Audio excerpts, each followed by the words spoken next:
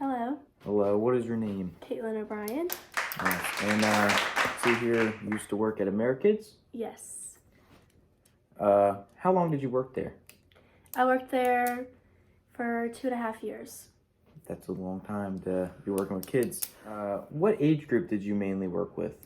So in the mornings, I worked with the 3 and 4-year-olds, and then in the afternoon, I worked with the 5 to 12-year-olds.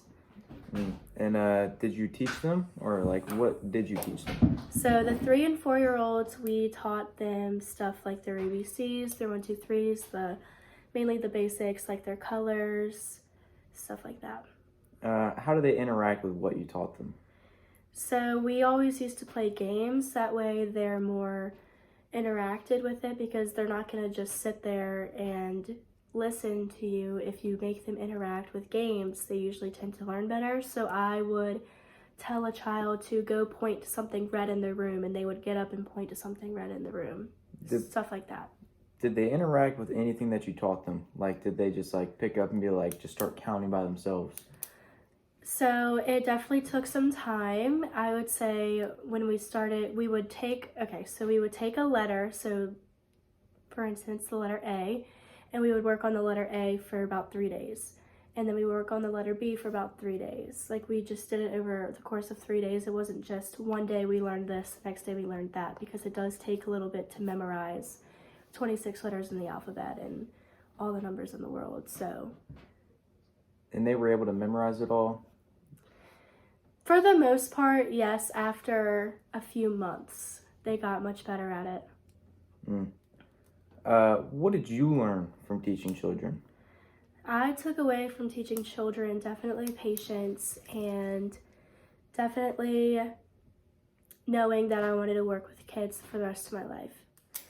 So what do you plan on doing in your future career? So I'm going to school for speech pathology. So I'm mainly going to be working with children with disabilities or adults with disabilities, as well as children who have a hard time with stuttering and intellectual speech, things like that. And you feel that working at AmeriKids had an influence on wanting to do that? Yes. Was working with children difficult? Only if you make it difficult. Sometimes children can be difficult, but you definitely have to have patience, and you have to memorize what the child needs in the situation. So sometimes they need comfort and sometimes they need solutions, and you kind of have to figure that out. So I will say it can be difficult, but it's definitely doable. How did you celebrate milestones with them? So when they would get something correct, we would make it a really big deal. We would yell good job, we would clap for them, stuff like that. We can't necessarily give them candy and things like that, but we can definitely enthusiast when they do something right.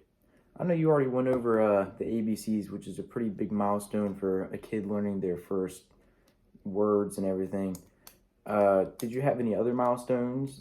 Did some kids come in not knowing how to walk? No, so we only take children who were 16 months, and by that age, they are walking. Usually, between 16 months and about 3 years old, they are still in diapers, so we do have to change them in that way, but they were pretty much functional. Some of the 16 months to 2 years old, they can't really speak as well, so you kind of have to listen. So they're usually mainly speaking by 3 to 4 years old. So the big milestones you dealt with was improving their speech and... Yes. Good. How do you prepare children for going into elementary school? So the age group that I had, the 3 to 4-year-olds in the mornings, we mainly prepped them to go into kindergarten or pre-K. So by teaching them their ABCs, they would be able to take the kindergarten test and be able to excellence it. And then we would also help them learn with their mom's phone number. We would help them try to remember their mom's phone number as well as their address, which the address is kind of tricky. Most of them don't get that, but it is something that we do like to incorporate in our teaching when they do go to kindergarten and pre-K, just so when they take that kindergarten test, they're able to succeed. Yeah, I know that helps a lot. My mom taught me a rhythm and rhyme for learning my address, so I've definitely been there, done that. Was there any specific age group that everything just started to finally make sense and they just picked up on it? I would say definitely the afternoon group I had, the 5 to 12 years old, because those kids are mainly in kindergarten and about fourth, fifth grade.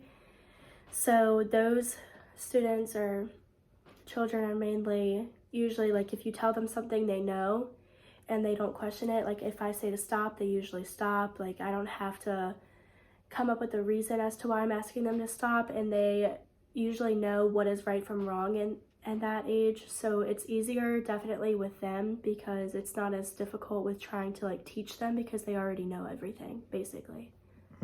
And for our last and final question, do you see any signs of maturing at any age? And if there is like a specific age, what age is that? I would say age 5 because they're going into kindergarten and they're starting to learn about school and they're starting to mature in that sense because they're waking up every day, going to school, coming to after school daycare.